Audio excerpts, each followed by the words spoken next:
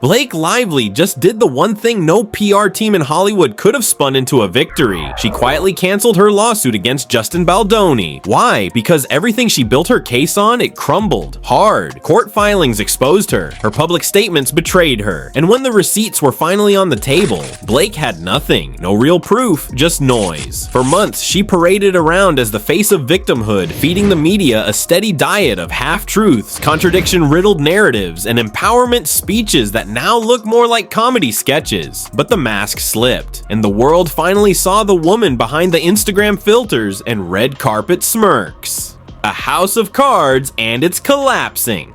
Let's be clear, this wasn't a quiet retreat, it was a full-blown collapse. A house of legal cards so wobbly even her army of stylists couldn't hold it up. Her contradictions were so loud that you could hear the popcorn popping across America as people watched her narrative collapse in real time. One minute, she's crying harassment. The next, she's downplaying everything in interviews, saying it wasn't that bad. Which is it, Blake? Victim or revisionist? And let's not forget, this is the same woman who skipped out on her own movie set for weeks, blaming everything from sick kids to the weather. You really think she'd face a real deposition without pulling out the world's most expensive excuse? Deposition dodging and PR deflections. The deposition date was the moment of truth, the day Blake would finally have to answer real questions under oath. But instead of showing up strong, she showed up scrambled, panicked, and totally unprepared. That's if she showed up at all. There are whispers that she tried to get out of it with yet another excuse from her go-to folder of reasons I can't deal with consequences. The real damage, though, was already done. Even before she bailed on the courtroom, she'd already lost the public. People weren't confused, they were done. Enter Ryan Reynolds, and the fire gets worse. And just when it couldn't get messier, her husband Ryan Reynolds dove in headfirst, turning a dumpster fire into a full-blown PR inferno. Let's talk about what might go down as one of the worst Hollywood husband moves in years. Ryan standing at the Deadpool and Wolverine premiere and calling Justin Baldoni a predator in public. Not in a private legal statement, not in a deposition. No, at a red carpet event, like it was karaoke night at Defamation Lounge. And when asked to explain, Ryan pulled the tired freedom of speech card. Right, because slandering someone at a blockbuster film event is now just free expression? Meanwhile, Blake was telling media outlets it wasn't even that serious. So which is it? Are we crying predator or saying it was a minor creative disagreement? The contradiction is breathtaking. WME, ARI Emanuel, and the sabotage confirmed. Let's not pretend this was just celebrity drama. Real lives and careers were being played with. Justin's agency, WME, dropped him. Just like that. Why? Because leaked audio from none other than Ari Emanuel, the power broker of Hollywood himself, confirmed it. He trusted Blake and Ryan over Baldoni. That's right. A powerful Hollywood couple weaponized their fame, and Ari admitted he bought what they were selling. Despite Blake's story having more holes than a colander, Emanuel sided with the stars, not the facts. This wasn't just a messy lawsuit, it was reputational sabotage executed in broad daylight, the kind that ends careers, unless, of course, the truth catches up. And that's exactly what happened. No man defines me, but Ryan will destroy him for me. Rewind to the 2018 Met Gala. Blake stood in front of cameras, drenched in designer jewelry, preaching female empowerment.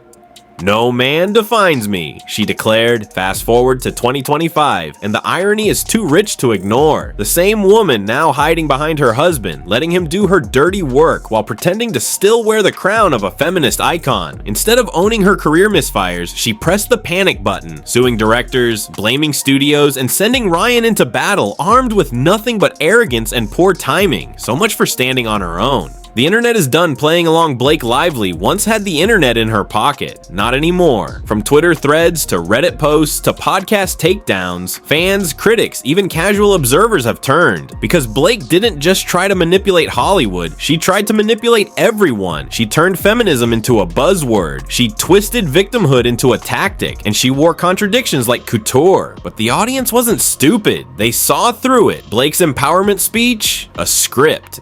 Her lawsuit? A PR stunt. Her credibility in ruins. Wayfair prepares to shred her story. Meanwhile, Wayfair has been doing the one thing Blake refuses to, providing real evidence. Their forensic team has been pulling emails, texts, and server data. They've promised to produce it all by July 1st, 2025. And insiders say the dump will be devastating. Proof that Blake's entire retaliation narrative was fiction, manufactured for headlines. While Blake subpoenaed half of the office, including probably the guy who restocks the printer, Wayfair simply prepared to bury her in receipts, real ones.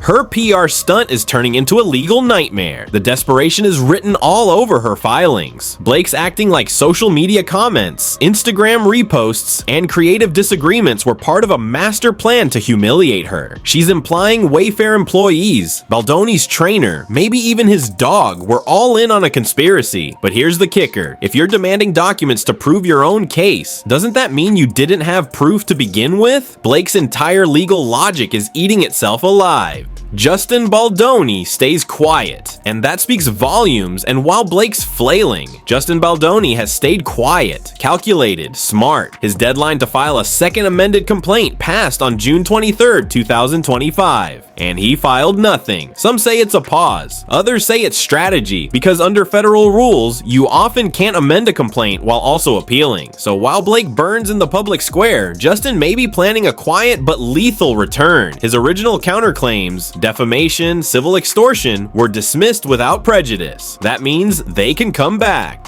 The support for Baldoni is growing inside the industry. Support for Baldoni is swelling. Directors, writers, even former Blake allies. They see what's happening, the contradictions, the manipulation, the desperation, and they're calling it out. Blake's fan base is shrinking, Baldoni's support is growing, and the tide has turned. Blake's final card, double down PR style, but don't expect Blake to back down. Her PR team is still spinning, her social media is still playing the victim card, and her team's feeding leaks to every outlet that'll listen. Only now, fewer and fewer people believe it, because the facts, they don't lie, and the cracks in her story have become canyons. Megan Twohey's podcast, The Final Nail. Even the New York Times podcast, where Blake likely thought she'd find sympathy, turned into a takedown. Reporter Megan Twohey casually and expertly dismantled Blake's story, calling out the inconsistencies, the exaggerations, the clear attempt to rewrite history. What Blake pitched as a harassment saga, Megan exposed as a common creative clash. Blake thought she'd be the hero of her own documentary. Instead, she walked into her own expo. The downfall of a fairy tale. So here we are. The woman once hailed as America's sweetheart, the darling of the red carpet, the accidental feminist icon, is now a meme, a cautionary tale. Her lawsuits? Canceled. Her story? Discredited. Her husband? Embarrassed. Her credibility? Gone. Blake Lively's Hollywood fairy tale is in ashes. And it didn't take a villain to bring her down. She did that all by herself. One lie, one contradiction, one fake empowerment speech at a time. And subscribe for more Hollywood truth bombs and stay tuned. This drama, far from over.